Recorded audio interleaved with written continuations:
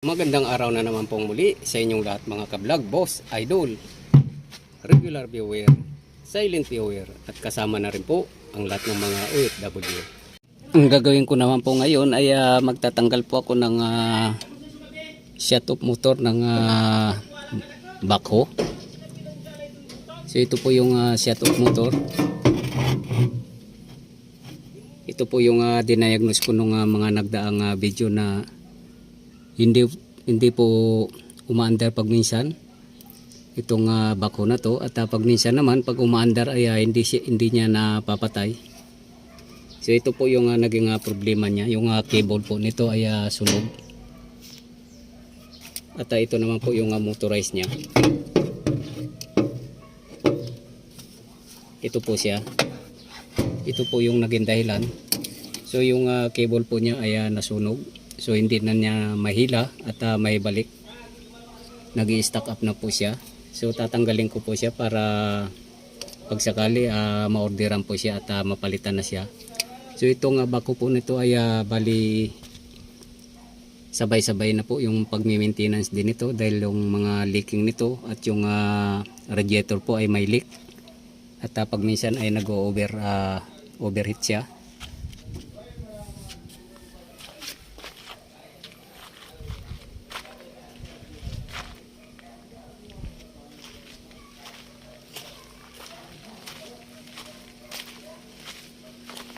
Kaya ano po yung mga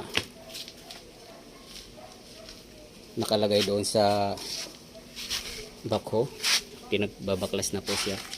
So yung sa akin naman ay babaklasin ko yung shut-off motor para mapalitan din siya.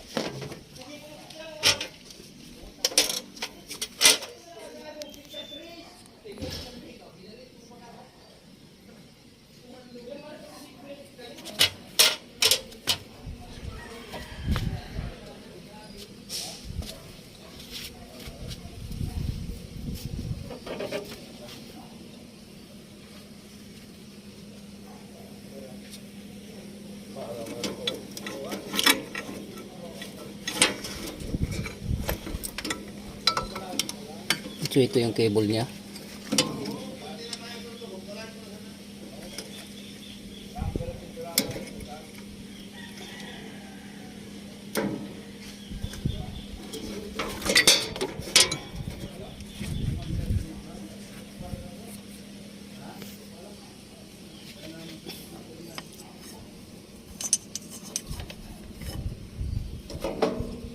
Ito po yung nakatouch dito. Ayan dito.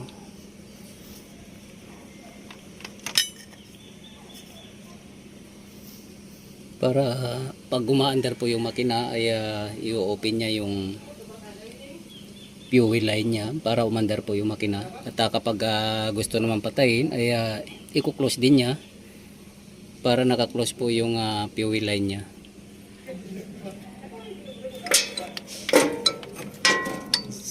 Ito na po yung dalawang cable.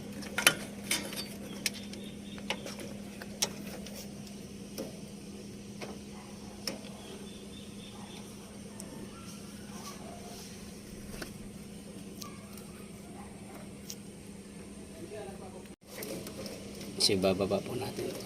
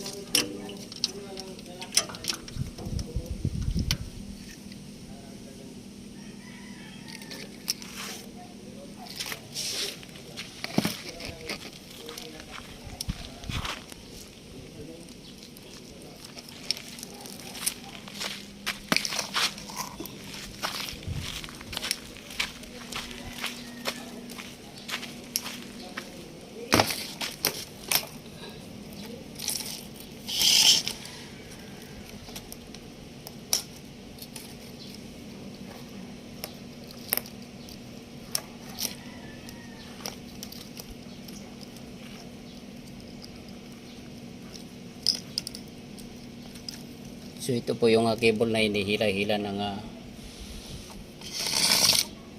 motorized na to. Pag nasupplyan po ng kuryente, switch on, switch off ng ignition switch, mag-activate po to. Kung halimbawa naka-off, yung isa po dito ay hihila para i-close yung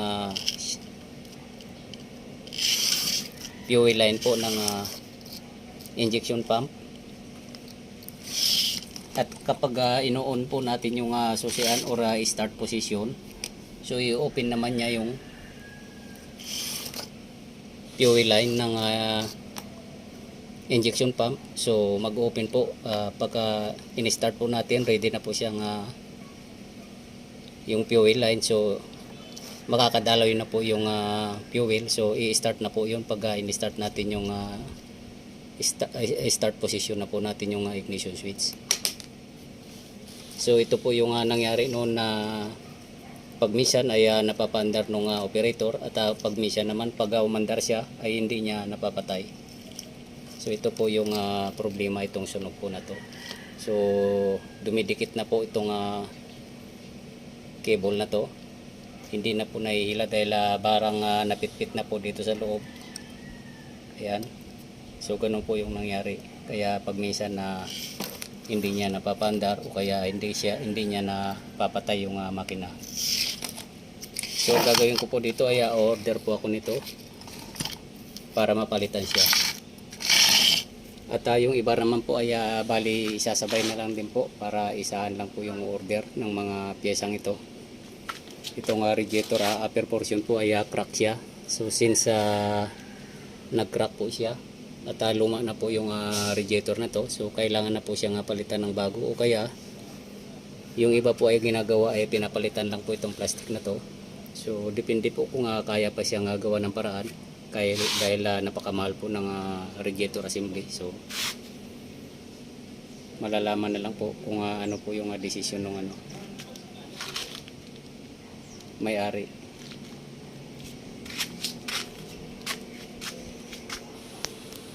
Yan.